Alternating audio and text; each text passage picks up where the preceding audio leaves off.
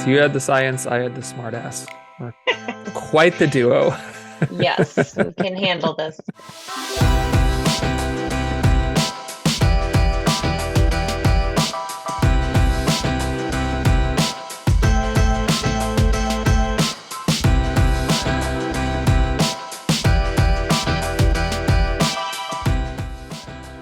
Hello, and welcome to Middleish, the podcast about moderation in all things. I am Erin Green. And I am Michael Gray.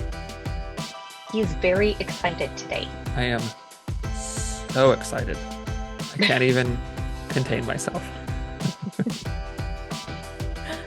Good morning, Michael Gray. What's Good new morning. in your world? Well, if you're some of the people watching on YouTube, you'll see that my room is currently in disarray and looks like a storage shed because we're doing a big bed swap all around the house, and someone's coming to pick up some stuff, and so yeah, I've got mattresses and headboards and frames behind me, along with rubber bands and mats and. It's only a little bit in disarray. It's not. I mean, it took me several minutes before I called it out. Well, you can't see the floor, so I can't. That is true. You're getting the best view, so that's the best view. That's one of the nice things about Zoom is it's like from shoulders up. You can see what's going on. I don't have pants on, so all kinds of things. I would not be surprised. I'm curious how many episodes we've probably recorded where you're like, hey, they can't see. You know what? I will give you an honest answer, and it may surprise you. None. Oh, None. Wow. I have been pantsed for every episode. Good job. Thank you. I'm real proud of myself. Everybody slide into Michael's DMs and tell him good job. Thanks for wearing pants every buddy. Day. I think now, how many times did I think about it? That's a different story. I think one of our first episodes, you talked about getting dressed in a different order than what you usually would. And I was laughing so hard because you're just the you're like, this feels weird. Like you put on your t-shirt, but then put on your underwear and you're like, this is a weird order. Yeah, it was something like that. Yeah. So I think if I remember right, there was like an actual point to me saying that. It wasn't random. I think it was, we were maybe talking about like habits and how, or something like that. So. I was just like, hey, I got dressed differently this morning. There was a point. It wasn't just like, hey, let me overshare everybody. I'm doing this new thing. But yes, standing there in a t-shirt and nothing else did feel a little strange, a little exposed. Yeah. I would be like, I oddly feel like I am ready to go outside, but there's something missing. Yeah. I'm ready for the store, right? Hey, no shirt, no shoes, no service. Put on some shoes. You're ready to go. They don't say anything about pants. I know. All I'm saying. They should probably specify. Mm-hmm. As long as you got flip-flops on and a tank top, you're ready to go. Exactly. How are you?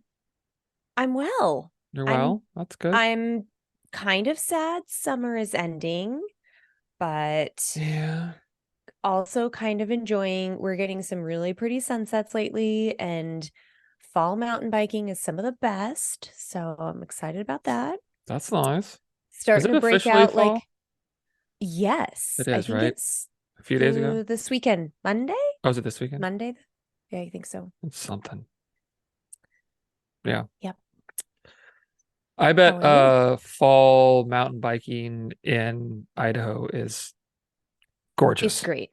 Gorgeous. It's really great. We get really pretty colors. The light is just different because you get those longer shadows, and you do have to hustle home earlier than you're used to. Like it gets dark so quickly that you don't realize, like you're like, oh yeah, sunset is at whatever it is now, 7:40 or something. And so you kind of think like, oh, but I have quite a bit of light after sunset, after official sunset.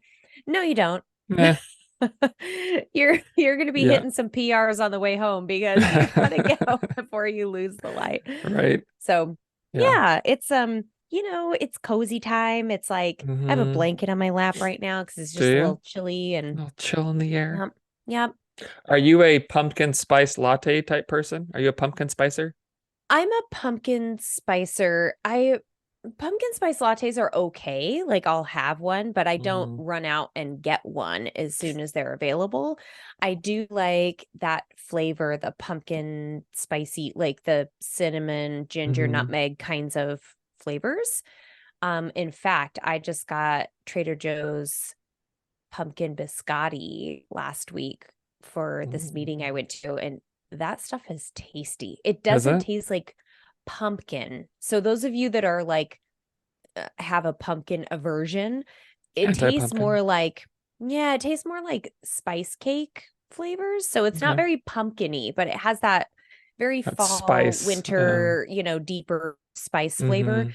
Um, Very tasty. Highly Very recommend. tasty. Pumpkin Mm-hmm. biscotti from Trader Joe's. Yes. Trader Joe's, if you'd like to sponsor us for this plug that is going out to our millions of viewers, please get a hold of us. We would love to partner with you. As if they need more people to plug their products because Hey, they have like a cult following. are you poo-pooing on my parade? I don't poo poo. She doesn't poo-poo, folks. She doesn't poo-poo and she doesn't Not toot-toot. Neither not one of in those public ever. anyway. Just on parades. Just on Michael's parades. Yes. Well. Oh, so I love a good segue. And since we're talking about poo-pooing and toot-tooings, um, that just reminds me, there's something I saw the other day actually it was a reel on Instagram, and now I'm trying to think. This little kid um learned about a shart for the first time, and he was trying to explain it to his, and now I'm trying to remember what the term was. I told Matt that I will forever be referring to farts as a tootaroo, I think he called it. It's when you tootaroo, but then you poop instead or something. So funny. Tootaroo. That's Root great. toot or something. I don't know. It was hilarious. So sorry, audience. We're gonna be going on tangents, I guess, again today. You're What's used to new? it. What's new? We're talking about metabolism today, which is why we Yeah. have such an easy segue when we talk about root tootin' farts and sharts Pooping tootin'. into into That how needs to your be body processes food and energy. there's the name of this episode. Rootin' tootin', pooping and tootin'. I don't know. root tutor. Rootaroo, I poop and have to toot. look that up. Um, Yeah. Okay, you look that up. you look that up and or I'll look that up and you explain what we're talking about today. All right, we're talking about metabolism. How'd I do? Did I do a good job? Good job. No, so we originally talked about metabolism like in what I say episode 48, I think it was. So within the Mm-hmm. first year of doing Middleish, because we were ambitious and had more time and we're doing an episode a week. So yeah, episode 48, we talked about metabolism, did a good dive into what it is, misconceptions around it, some flat out lies around it, just that kind of thing. So if you want to check that out, episode 48, that would be a good thing to do if this topic interests you. But it's been a bit, and we just felt like we needed to revisit this and again kind of dive into just what actually is metabolism. I think there's a lot of misconceptions or around what it is, as well as how we can manipulate it and what its purpose is, that kind of stuff that just needs some clarification, because there is a lot of this that's rooted in like just sort of diet culture, right? Like it's something that needs to be mastered. It's your enemy.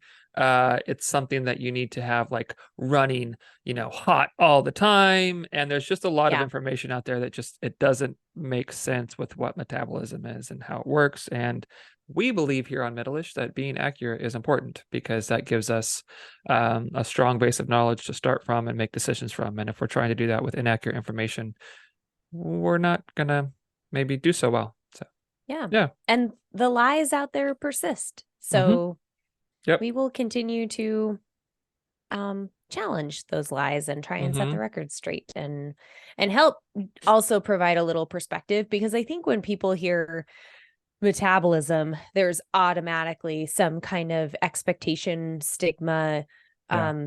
glorification around that word, just how we interpret it. And so we want to basically present it in a more objective way.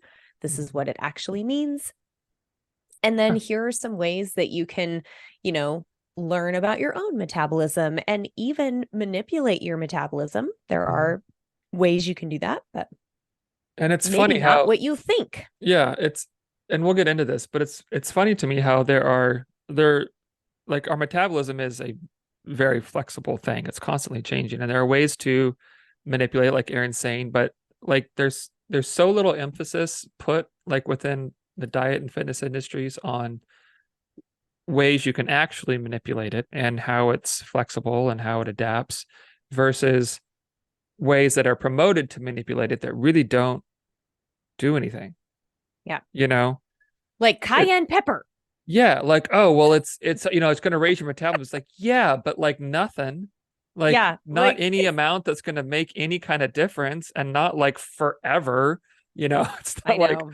ooh, I ate a hot pepper and so now my metabolism runs hot. Yeah, okay, this is not how this Yeah. works.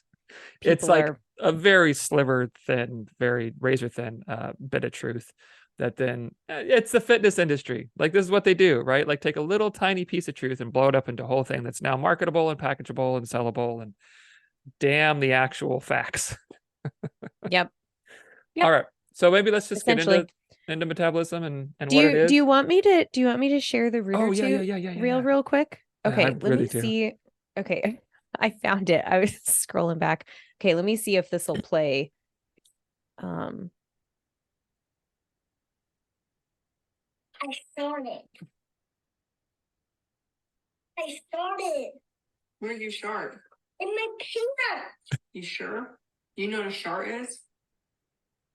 Tell me what a shark is.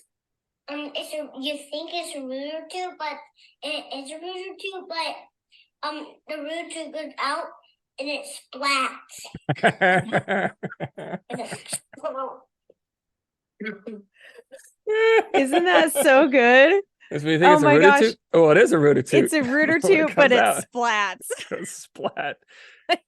I don't think I've ever heard a more accurate definition of what a shard is.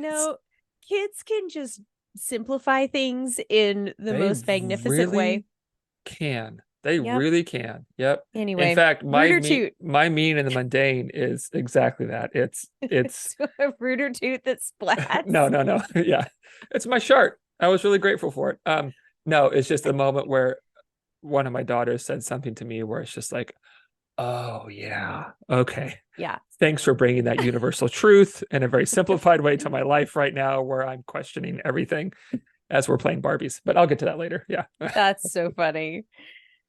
Oh, okay. Back right, to the rooted serious to. topic we have. Yeah. Okay. So I guess just, talking about what metabolism is, first of all, it's basically our body's process of breaking down food into usable nutrients and components. Some of those nutrients are used for energy. Some of those nutrients are used in other body processes. Also remember, like, we tend to think of metabolism as being something that like your body uses just for exercise purposes or just for body movement, but also remember that your brain, your organs, and different tissues rely on those nutrients and rely on energy to function. Yeah. And I really want to highlight this because we tend to think, again, that you earn food through exercise, and just explaining that metabolism breaks down food for energy for use in all of these different body tissues, that really just blows holes in the notion that you earn through food through exercise, because your brain accounts for a significant amount of energy throughout the day, particularly glucose, because that's what your brain runs off of. But then also your body organs. Like, I don't think people recognize that 80% of your daily needs, sometimes higher depending on your activity level, are just to keep your body alive and going through the day, getting you to work, getting the kids ready for school, getting out of bed, walking down the stairs, like all of those little, like, just daily kind of functions are really just, your body needs energy to just go through the day. So, yeah. Well, and I think it's funny because I think when typically when we think about metabolism, we think of it as like one sort of, what's the word for, I don't know what the word is, but it's a thing that we either are impacting in a way that it runs hotter or a way where it runs lower. And there's, yes, our food choices and our activity levels and that kind of stuff absolutely impact it, but a small percentage of it, not the whole, like Aaron's saying, right? Like there's still like cell regeneration and respiration and your blood pumping. And, you know, there's all these things that are just happening regardless of whether you stay in bed all day one day or run a marathon that day, that a huge percentage of your metabolism is just doing what it's doing regardless of what you're doing. And we don't impact that. You know, now changes through our body and body composition might change what sort of that just baseline, what's called basal metabolic rate is. But as far as like adjusting that, you know, in a day or, you know, in this hour or whatever, a lot of that is just doing what it's doing regardless of what you do. And so I think as we move forward with just understanding metabolism and how, you know, how what we do impacts it, we need to know it's a small percentage of it. It's not the whole by any means. And so, you know, when we're looking at a healthy metabolism, we need to look at the largest part of it, I think. And that's that basal metabolic rate. And so, yeah, is exercise great for us? Sure. Absolutely. Absolutely. But so is just being more active on a regular basis, you know, like just being more active around the house. You know, these are the things that impact our basal metabolic rate in ways that are outside of exercise and have make up a much larger percentage of what our metabolism is doing. I think one of the learning experiences I can draw back to that really illustrated this concept for me was when I was doing my clinical rotation in school, and I was calculating energy, protein, fat, carbohydrate needs for people that are hospitalized. They are not moving. They're certainly not exercising, but they're basically in bed all day. They may or may not even get up to go to the bathroom, depending on how sick they are. Now, you know, anybody who understands, you know, nutrition needs when people are critically ill understands that they need additional you know, calories and nutrients to fight off that illness. But just calculating their basal metabolic rate really opened my eyes to how much a person needs when they are literally just staying alive. Just not even doing the light movements to get through your day, but your body is just staying alive, functioning organs, functioning brain, functioning respiratory system. So I think just to drive this point home, you earn food by being alive. Just listening to this podcast right now. Yep. If you ain't dead, you need it.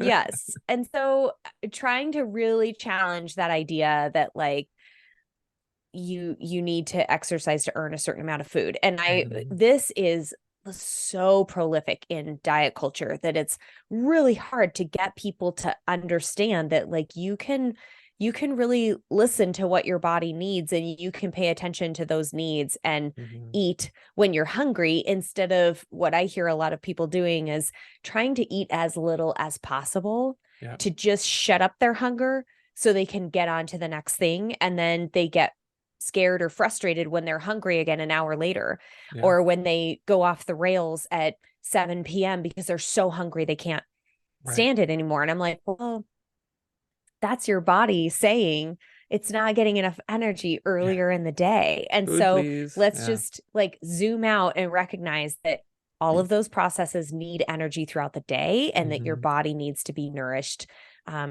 even if you don't exercise. So yeah.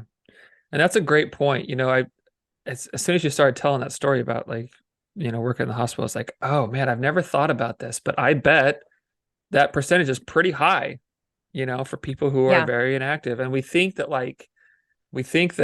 you know, I'm not promoting weight loss here, but just the thought is often that when we, oh God, I just lost my train of thought. I haven't done that in a while. It'll come back. It always does. It usually does. Yeah, if we like kind of move on to something else, it'll come back. Yeah, but I was in the middle of saying it. God, I'm getting old. Oh, it'll come back. You're not old. Your brain needs glucose. Go eat a cookie. That might be true. Else. That might be true. Oh man. So I Okay, want to anyway. talk. So as it'll come back to you, I'm sure, Mhm. but metabolism is basically a balance of two counteracting processes, I guess. There's Mhm. anabolism, which is building up body tissues, and there's catabolism, breaking down body tissues. And you can kind of think of it like, I mean, teeter-totter is probably a fairly accurate way, because a teeter-totter can be any spectrum of one of those. Is they could be totally imbalanced. One of them is, at work, we're building up body tissues, or one of them is at work, we're breaking down body tissues. And with, very simply put, we can say, well, weight gain and weight loss, but it doesn't always show up on the scale. Like anabolism doesn't always show up as weight gain, and catabolism doesn't always show up as weight loss, as we see in people who are chronically underfueled and their body is really fighting this chronic state of catabolism, breaking down body tissues, yet their weight tends to maintain. It's a phenomenon that people get freaked out about. They call it starvation mode. They say, I'm not eating enough to lose weight. Well, actually, your body is saying you're not eating enough, but you're not going to lose weight. Like your body is trying to stay alive. And so it's very wise about that. We have some tightly controlled mechanisms that happen in periods of low energy availability. What your body perceives as famine or starvation will kick up a cascade of messengers and peptides and hormones and signaling chains of reaction in your body that will say, hey, we need to burn less energy and we need to increase metabolism. Or increase appetite. So in those states of low energy availability, your body's going to say, eat more. You're hungrier, which we see with people that have lost large amounts of weight. It's really hard to control that appetite. We'll also see that they'll experience fatigue. Their body processes will slow down. They might get cold easily because their body is slowing down circulation and all of these other things and really trying to conserve as much energy as possible. So when we look at the body's response to weight loss in that way, it's actually really smart. Your body is geared towards survival. And the opposite is also true. When people gain weight, their body will respond with, oh, we have an abundance of nutrition here. We can burn more energy. People will tend to have more energy. They will tend to their organs are functioning at max capacity. Their appetite will also be slightly blunted. I think, there's probably a whole contingent of people that are listening to this going, that's not the case with me. I just keep gaining weight and blow up like the blueberry on Willy Wonka. There are other things you can do to pay attention to energy intake. One of which I think is really important, listening to appetite, paying attention to body cues, just really being mindful about eating, which we've talked about on the pod numerous times. But just understanding that your body is programmed for survival. It's not programmed to look a way that you want it to look. It's not programmed to be lean the way magazines or social media tells you to be lean. So when you're fighting against nature and what your body is trying to do to survive, I think it's a losing battle. Like you're either going to be miserable or your body is going to be in this constant state of trying to fight off what you're doing. So just to drive that point home, when you gain weight, you have mechanisms in place to blunt appetite, increase energy expenditure. When you lose weight, you have mechanisms in place to increase appetite and decrease energy expenditure. So there is kind of this teeter-totter effect. Yeah, absolutely. Well, and I think it's important to mention. So like when people like you're talking about have gained weight, right? Metabolism, adjust to that. They say, well, no, I'm still gaining weight. My hunger is still at the same levels. I would say probably what's happening is that, if we're being honest, we're not really eating for hunger, that we're eating regardless of hunger or fullness cues, and we're eating within a standard of the volume I've been eating, right? The same amounts or maybe even more. And so we might feel like, well, my hunger hasn't been blunted at all. It's like, well, it probably has. It's just that you're not eating according to hunger and fullness cues. We're eating according to habits or to address an emotional need, things that are outside of the cues that our bodies are giving us.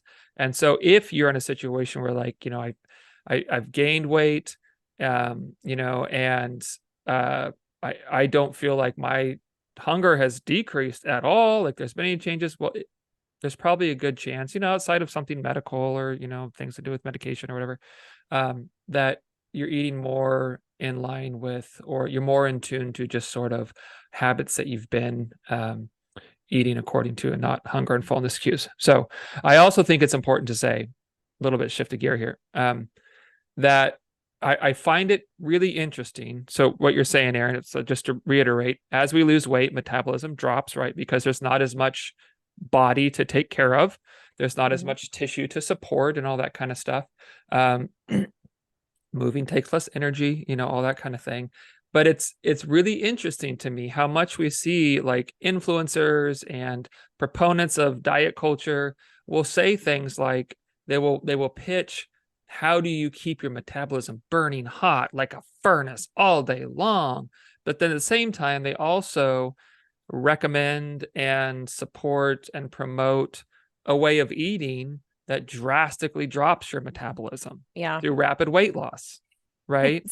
And so it's a good drop in metabolism, because we're not eating as much, we're not inputting as much, but then also our bodies are getting smaller very quickly, and so it's adjusting to that too. So we kind of have this twofold effect where metabolism's like, whoa, slow down, but you're also being told, eat some cayenne pepper, eat 7 meals a day, do these things to keep your metabolism running hot. And the truth is, and I think we said this in our last episode on this, I'm pretty sure we did, but one of the best ways to raise your metabolism is to eat a bunch of food, because then your body goes, oh, we have work to do. We need to break this down. Yeah, let's go, guys. So everything, metabolism raises to break down that food and turn it into, nutrients that we can then use for, whatever, and turn things into waste and all that kind of stuff. So there's just, it's another example of how diet culture really doesn't give a shit about facts at all. I mean, just blatant ones. Like, this isn't a mystery, this is real basic stuff that you're going to learn in any kind of, course about, just physiology and how the body works. Like, this is basic metabolism stuff. It drops when we're smaller and when we take in less food. So go ahead. Yeah. Well, in the vast majority of people promoting diet culture, I would say a solid 90% of them have zero education or experience in human health or metabolism or biochemistry anyway. They're very good salespeople. So they want to sell you. They want to sell you a supplement line that is guaranteed to, quote, boost your metabolism and, whatever, run the engine hotter. And it boggles my mind that we are still living in this world where people will be like, oh, I see this shiny little thing over here that some influencer who's very charismatic and very, gets all these comments and has a large following. I will listen, and maybe they look really good on video. And so, oh, that's the magic pill. When we actually have a lot of advice grounded in science and knowledge of this that we're wholly ignoring. Really frustrating for those of us that have like devoted our life's work to actually learning about how the body processes food. And also just how food fits into your life, which we'll get to that too, about like how we really have this reductionist thinking of metabolism needs to be hacked and managed instead of actually just allowing our bodies to do what they're designed to do. Right. I do want to go back to appetite real quickly, because when you were talking about, like, people often will ignore their innate hunger and satiety cues, and they're eating with their eyes, like, this is what a portion size looks like, this is what I've always eaten. Those kinds of things are absolutely true. And I don't think we can have this discussion without bringing up the big elephant in the room, which is Ozempic or Mounjaro or Wegovy or any of these new, I shouldn't say new. They're actually not new. Substances have been around for a long time, repackaged, but they're really trendy right now. Yeah. And I have a couple clients that are on some version of these drugs, Same. whether it's tirzepatide or semaglutide or whatever. And I have to acknowledge that we are still learning a lot about how appetite is experienced in people and how it is regulated in people.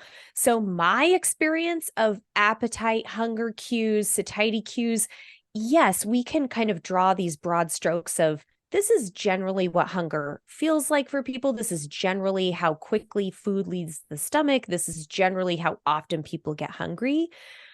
But we also know that particularly in people with a strong history of dieting, those mechanisms that I described about hunger, satiety, energy expenditure have been manipulated so harshly over the years that they are experienced differently for people, particularly people in fat bodies, particularly people who, have gone through periods of weight loss or have tried to manipulate their metabolism earnestly for many, many years. Yo-yo dieting. Yes. And so I think we have to be really careful about just the way we generally can talk about experiencing appetite and hunger, satiety cues, and just acknowledging that there are lots of different experiences out there. And Absolutely. I don't have I'm very cautious around the movement to, everybody needs to, get on these GLP-1 agonists and whatever, this new class of drugs that's becoming really trendy. I'm super cautious because we don't have a lot of strong long-term evidence to go off of. And I also think there's a lot of body dysmorphia and different things that go into this. Like, that's Absolutely. a whole discussion. I also am very open and curious about how these different drugs can possibly help people. Like, one of my clients described it as, I feel like I can actually practice the principles of intuitive eating because I have this on board kind of helping me. And I'm like, that's really interesting. I had never really thought about it that way. That just having a little help with appetite regulation. Anyway, it's a whole contentious topic. I don't want to get too far into it, but I just wanted to acknowledge that when we talk about, there's a lot of different behavioral things and mindfulness practices people can engage in to really help with that observing appetite, fullness, how your body responds to food. But I also don't think it's the same for everybody. So we need to be just very conscious having that conversation. And that's why I think it's important for us to experiment with ourselves, right? Like, there are general, concepts or strategies or ways of moving forward that probably apply to most people, but the way that we apply them looks different for all of us. The way we understand more about ourselves looks different for all of us. And that's why I just think it's, the longer I've coached, the less I get concerned with, let's find something that works right now, and more, let's try some shit out. Let's try this and see how you respond and see what you learn. And then let's apply that and let's do more, versus like, okay, we're just gonna, we're gonna do these exact things because that's for everybody. Right.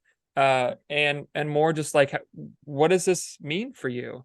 Because I've worked with a lot of people who have kind of rediscovered their hunger and fullness cues. Not one of them have done it in the same way. We may have taken some same strategies or approaches, but the process of doing that and the way that they have like begin to tune into that, completely different.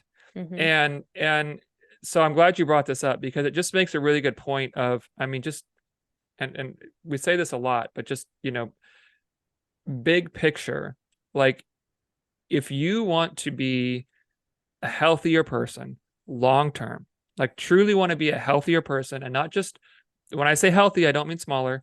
I mean healthier. And I mean mentally healthier and emotionally healthier. If we're going to do this whole thing in a way that supports health in all areas, and it's not healthier to like, lose a bunch of weight and have our blood pressure, drop if we're reinforcing just really horrible beliefs about ourselves. That's not healthier. But if we're truly wanting to get healthier, then we have to take the time that it takes, which is different for everybody, and no one's ever going to know what that is, to really begin to understand, what does this mean for my body? How, for me and my experiences, my history, my relationship with food, the ways that I've tried to lose weight or get healthier before, all of those things, my beliefs about myself, my experiences around food as a kid, my family, all these things, we have to really dive into and be curious about how different approaches are going to work for us.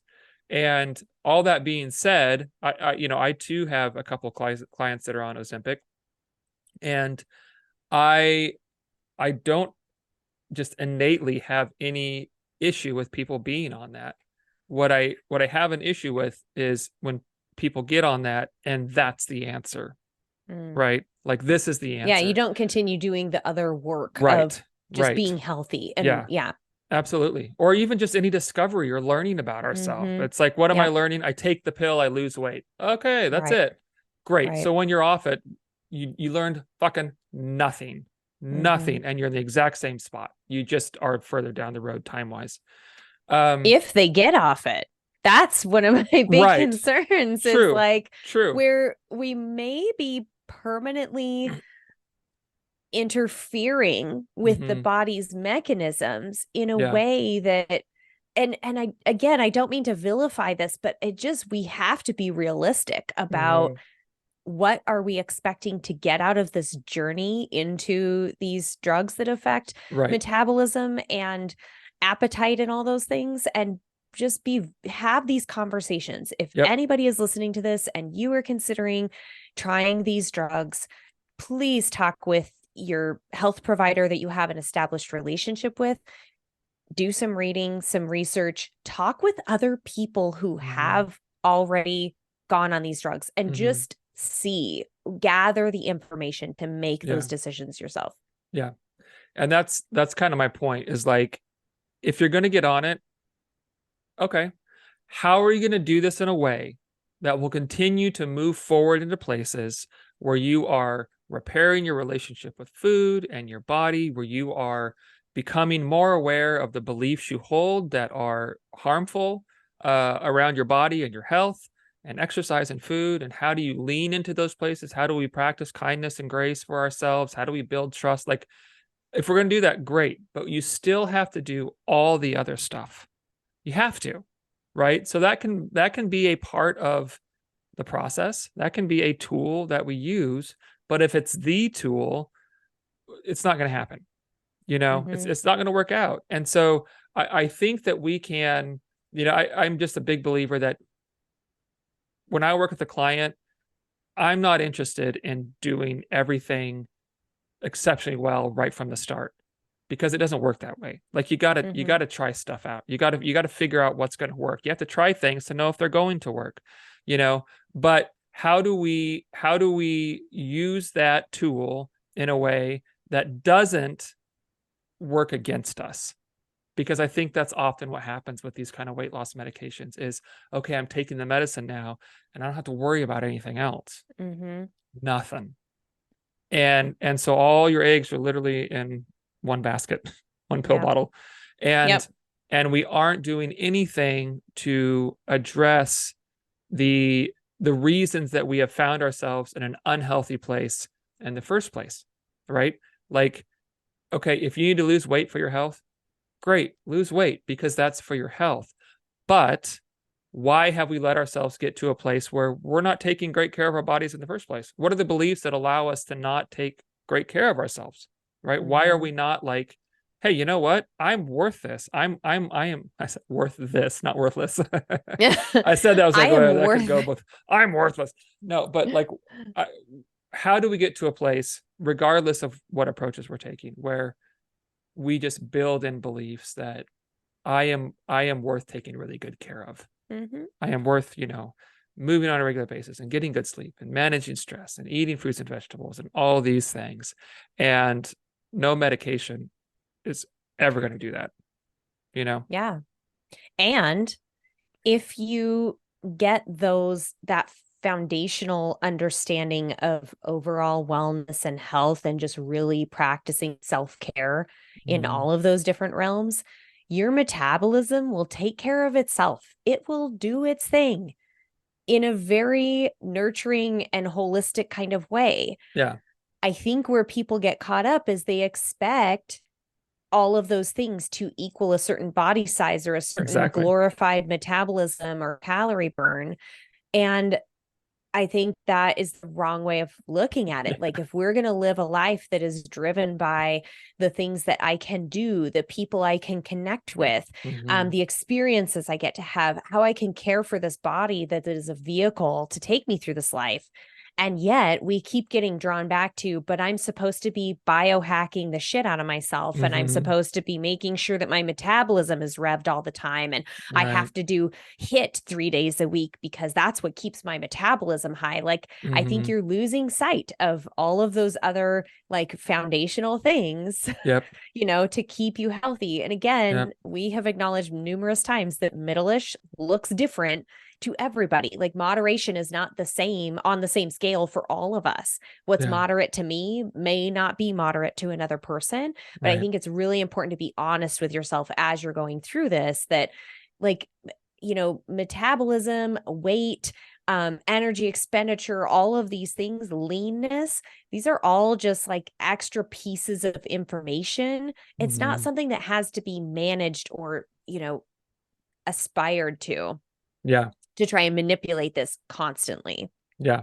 It's funny. I think a lot of the things we worry about and want with our bodies outside of like just some quote unquote ideal level of thinness, but just like as far as health goes, I think a lot of times can be taken care of when we stop worrying about those specific things and we just start taking, just in general, really good care of our bodies. Yeah. And it can be quite liberating. Right? Like, yeah. let it go. Yeah. You know? And because it's just so much less shit to worry about. You know, it's like, you don't need to micromanage it's like, I know people are counting calories and counting pounds and counting macros and just weighing and measuring. It's like, oh my God, like just eat things that, you know, are good for you and eat some things that maybe aren't as quote unquote nutritious, but feel great to eat and are fun, and don't feel guilt about that. And yeah, and just, I think it's important just to kind of piggyback on what you were saying. Like, when we move forward with like eating in ways that really just support our bodies and aren't for weight loss and trying to hack our metabolism and all this stuff, like, we're going through a process of, you know, not that our metabolism is a like sentient being or anything, but I think at the same time, it's learning to trust us, right? It's going like, is this going to be consistent? Are we doing this for real? Or are we doing this up and down, extremes, back and forth, only living the extreme kind of thing? Is that what we're doing here? Or are we really just going to like say, hey, let's get here and let's coast for a bunch of miles and see what happens, right? Like, let's stay in the middle of these extremes for a long time and let's just see what happens. And I think what happens a lot is our metabolism is more predictable. We have better trust with ourselves. We have consistency. We know that we're going to come through for ourselves. We aren't living with these extreme ideas, you know, and a lot of things just start to fall into place when we shift our perspective and shift our focus and of why we're doing what we're doing. Because there's a big difference in taking, you know, making changes to get as small as possible and making changes to be as healthy as I can be and enjoy my life as much as I can. I mean, the things you're willing to do and the approaches you're willing to take are vastly different. And it's really important that our intent, you know, really supports long-term health. And so many of our approaches to quote unquote like hack our metabolism don't give a shit about long-term health. It's like, does this make me lose a pound tomorrow?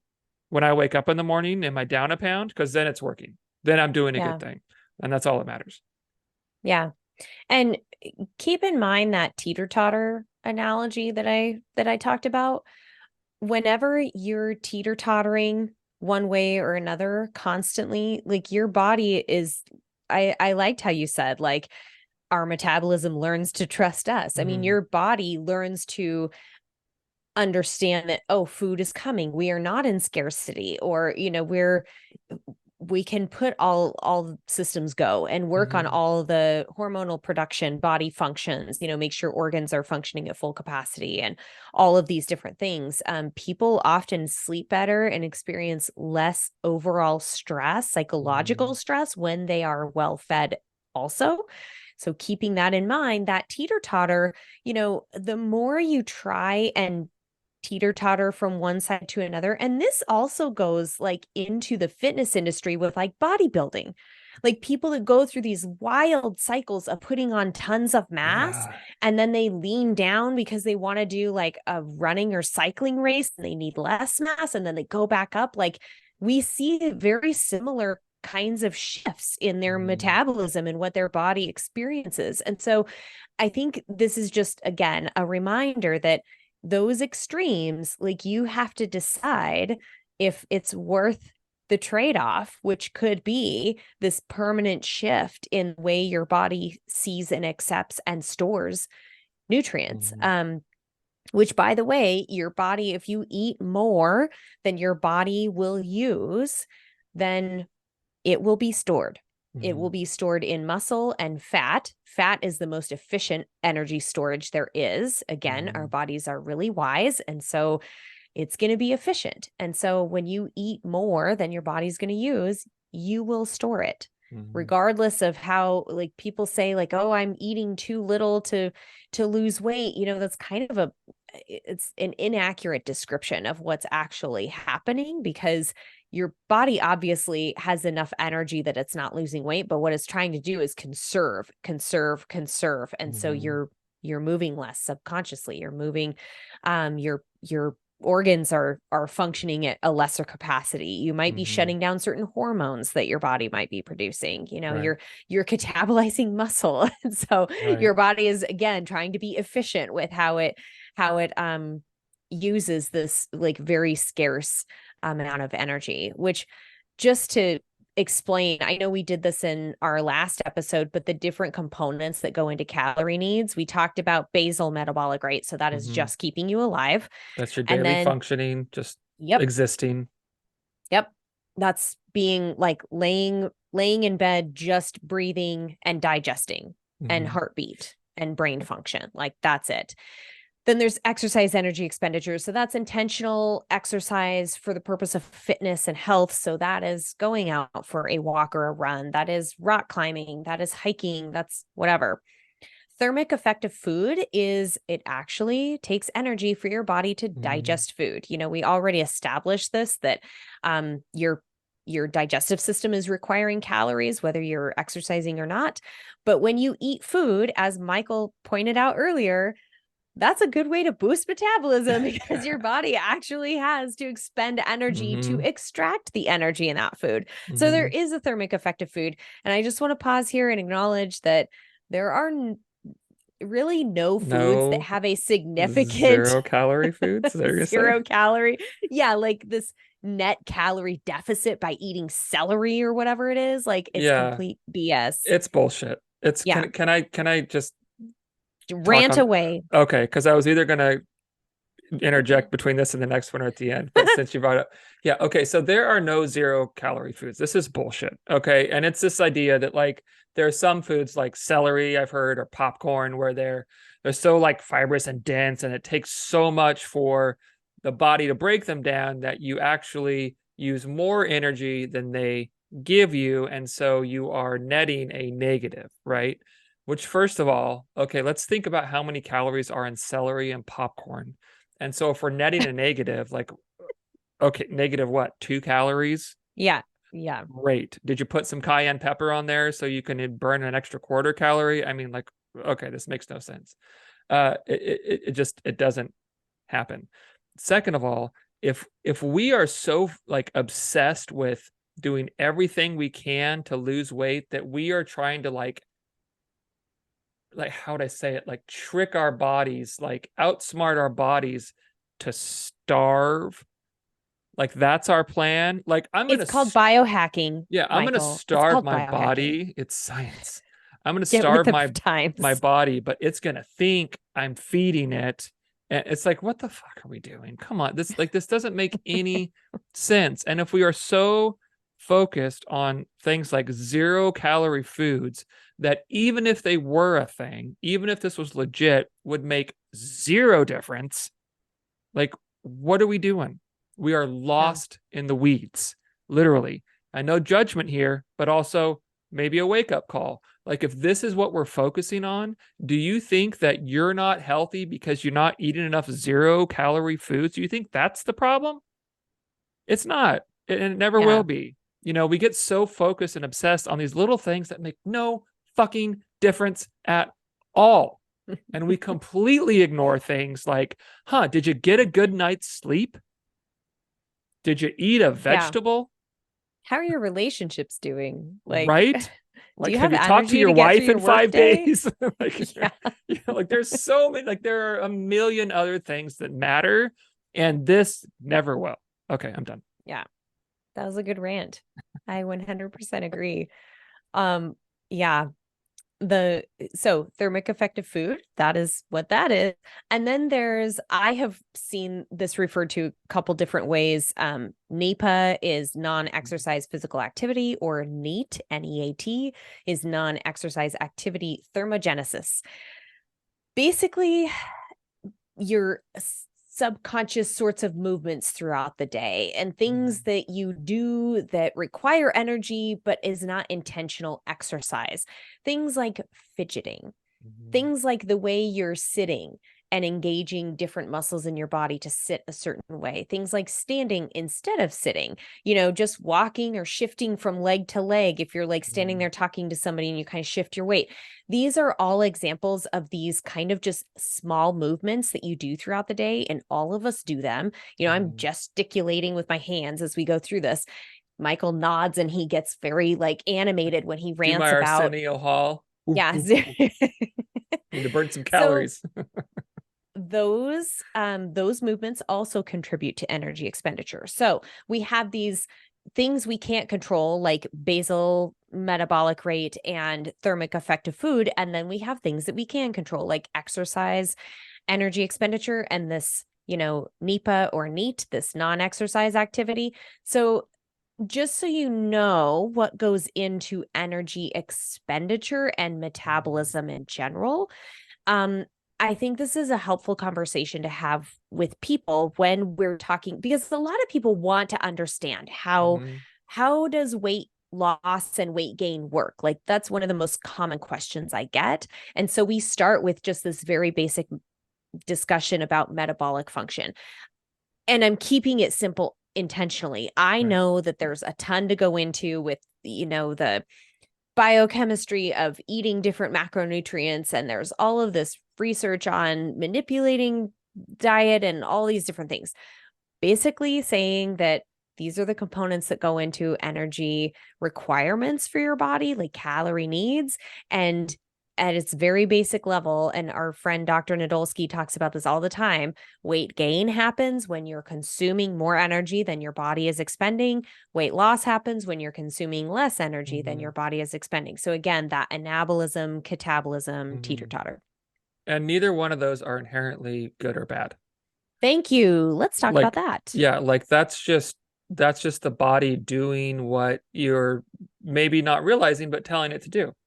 Right? Like okay, so if we think of weight loss as good, weight gain bad, kind of inherently, right? Most of us, like that's how we see it. If we gain 5 pounds, this is bad, I'm doing something wrong. If I lose 5 pounds, I'm doing something right. This is great. Even to the degree where, like, I can't tell you how many clients I've had tell me, like, have been like sick with the flu. And like, well, but I lost 7 pounds. That was great. I know. For throwing up for 3 days and shitting for 4. It's like, what? We're happy about this? Oh, I know. You think being like violently ill was somehow a healthy what thing? What exactly are we celebrating? Because I don't think we're celebrating what you think we're vomit and diarrhea. It's like it's just bizarre. So we tend to think of them like weight loss, good, weight gain, bad. But like to what degree? Okay. Like, let's really like just think logically about this for a second. Like, is a pound loss worth celebrating? How about half a pound? How about like a few grams in weight different from one day to the next? Is that like really noble and valuable? What if I gain a quarter a pound from one day to the next? Like,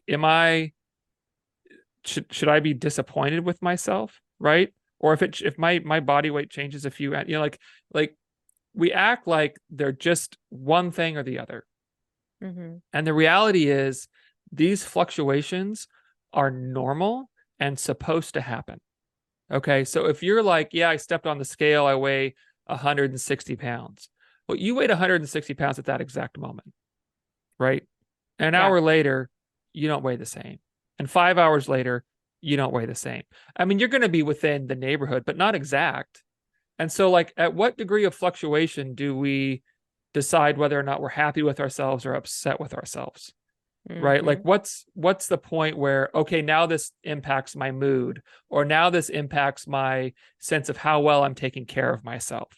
And so I guess the point I'm trying to make is this is just fucking stupid. It's ridiculous. And it doesn't make any sense to have our mood or our sense of progress based on weight gain or weight loss, because there's so many things that go into it, and it's happening constantly. There's constant fluctuations throughout every day, every week. Like it happens all the time. And so I think what we can do is, I mean, easier said than done, because there's a lot of shit we've had beat into our heads from a very early age, right? I think if we can begin to look at how do we measure progress in other ways, right? Outside of weight loss or weight gain, outside of my size, outside of that kind of thing, how can I measure progress in other ways? And how can I begin to really celebrate these things and adopt these things as valuable and worthwhile pursuits, and focus less on these fluctuations? I think we can start to see what I've seen with clients. We start to see how, oh, okay, I am getting like my identity of how much I care about taking care of myself wrapped up into a thing, not fluctuating, that's going to fluctuate perpetually. Like our marker is broken. Yep. Right. And so it's really important that we can really begin to step away from these fluctuations that are going to happen as some sort of, plumb line for like a judgment. Yeah, like how well we're doing, or how much this means to us, or how important it is to us. Because guess what?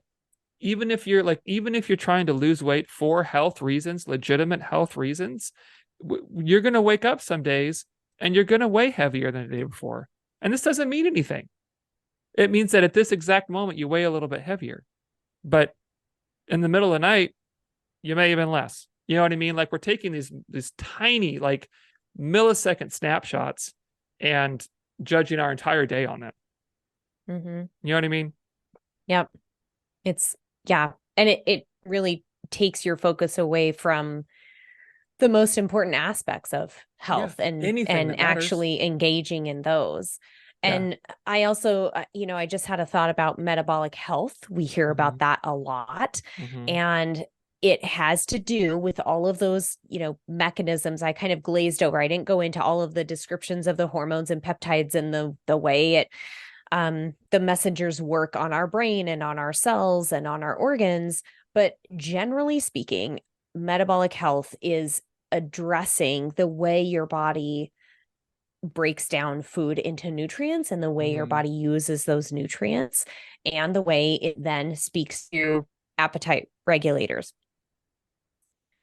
Back to one of our original points, if you can take care of the foundational aspects of health, this is, like we outlined, sleep, stress management, social connections, and sense of purpose, eating well, nourishing your body, paying attention to how your body receives certain foods, what foods taste good to you, what foods feel good to you. what do we know about nutrition, and including, color and fiber and, whole grains and protein and fat and all the combination, like take those very basic things and move your body regularly. Every single day, your body should be moving in some intentional way. That's just the world we live in, unless you have a very active vocation. Most of us don't. If you do those foundational things, then metabolic health will land where it's going to land for you. That's not to say that some of us don't need to do more than others when it comes to like intentionality with how we eat, how we move, maybe even medication management of certain health conditions. But metabolic health is sure to follow when you take care of those very basic health needs that we have tons of research on, people. We have decades of research on these very basic things. So this idea that you need to hack your metabolism to death, or that you need to focus on weight, is just like, set those on a shelf for now and see if you can go through, let's say 3 weeks of just intentionally, what can I do? One little thing every day that just moves me a little closer to this health. You don't have to focus on all of the things all at once. What can I do? Just one little thing every day to just edge me in that direction, and be very intentional and consistent with it. See where you are in a few weeks, and then decide, what the next right step is. Yeah, no, completely agree. And I think what I was thinking in my head, and you kind of made this point, but just maybe to kind of put a bow on it. We like bows. I think the more you try to manipulate your metabolism, like directly focus on that, the more you fuck it up. And if you will just focus on just taking general concepts, applying to them specifically to you, of just taking good care of yourself, right? Supporting yourself through good nutrition, like working on the beliefs you have around food and your body, and getting good sleep. Like your metabolism needs you to get out of the way. Like, worry about the other stuff. The metabolism doesn't need your help, right? As far as specifically what it's doing, but it just needs you to like just take care of you and let it do its thing. That's what it needs. It needs you to quit worrying about it and just do the things that are going to make you a healthier person in all ways, 360 degrees, right? All the directions. And it's gonna be just fine. Yep. Yeah. Leave it alone. Love it. Nice. That's bow. The bow. Leave it alone. Nice little That's bow. Yeah. Get the F out of the way. Yeah. So meeting in the mundane. I had mine just Monday night. I am volunteer coaching for a local mountain bike team. And I've been riding with this, like, basically the same set of kids. They're teenagers, for the entire season, like since July. And I've really gotten to know them, and it's become like this very routine thing, right? Like we show up in the evening, we get into our groups, we go for a ride. It's, me and usually one or two coaches that I coach with in the same group of kids. And the other night our season is starting to wind down. They only have a couple weeks until state championships, and then they're done. But we were descending, speaking of like the long light and the fall, whatever vibe that we have going on. We were descending this trail, and there's just kind of these like poofs of dust coming up behind these kids, and there's this long orange glow across the foothills here in Boise. And I just like paused at the top of this trail, and I was like, I gotta shoot a video of this. Like, this is so amazing and rad. And just had this moment of like, this is so cool to be part of this community that, bikes and cycling means so much to me. Activity and sport means so much to me. And then mentoring this next generation of athletes means so much to me. And for all of these things, and I just love Boise, like the backdrop, everything about it was just like that little package of Zen just right there. That was like, man, it's pretty cool that I can just go out for this very routine ride and have that kind of experience that's like magical. That reminds me why I'm here. It's like you're living in the brochure. I know. All the best things at once. Put this on a postcard. I know. Heck yeah. I will say I miss the fall up there. I do, because we get some trees get like the colors, but a lot of them don't like turn until like January, and it's just kind of weird. It's not like this Yeah. all at once kind of thing. It's like a little Yeah. bit, and then a month later a little bit, and we're up Yeah. there. It's just like everything. Mm. And I do miss that because it's just so beautiful. Yeah. So mine, this, I don't know, a week and a half ago or so, I was playing with my daughter Sophie. We were playing Barbies in the playroom, and I have no idea. I don't remember at all what we were doing, what she was doing, or what, but she was saying, she was talking for her Barbie, right? She was playing, and we weren't even like together. Like, I think she was at work and I was at home doing something, our Barbie world, right? And and she's saying something, and she's talking and she's talking, and she says in the middle of her talking, she goes, "Be the mess." And for me, like, I just like stopped, and I was like, "What did you just say?" I mean, I didn't ask that, but I was like, "Be the mess." And my brain just started going like, yeah, like, you've got to be the mess, right? You've got to own and acknowledge where you are if you're going to move forward. You have to be able to be honest with where you're at with things, right? And so I just started thinking about all these things, and like, how am I, what ways am I not being the mess right now? Like, what ways am I trying to not acknowledge where I'm at, or beliefs I hold, or this kind of thing that are limiting me, and I'm not just being honest with where I just had this whole thing. You're having like an existential crisis, and she's just like playing Barbies. She's playing Barbies, you know, like driving a little your Barbie Corvette to work. to like Yeah, and I'm like, cause oh my a deep God. inner introspection. Yeah, and I like wrote that down in like notes on my phone real quick so I wouldn't forget it. And I've been like expanding on it. I'm like, man, this is just like that a is so maxim funny to live by. I know. But that's good stuff. anyway, I love it it. was great. I was like, holy shit, kid. Like, what did you just say to me? So anyway, be the mess, you know? Sophie with the profound, yeah. She has a way of doing that. I love it. All right. Well, thank you everyone for listening. Thanks for Thank you, joining us, everyone. and we Yep. will catch you next week. Sounds Have a good. one. Have a good one. Bye.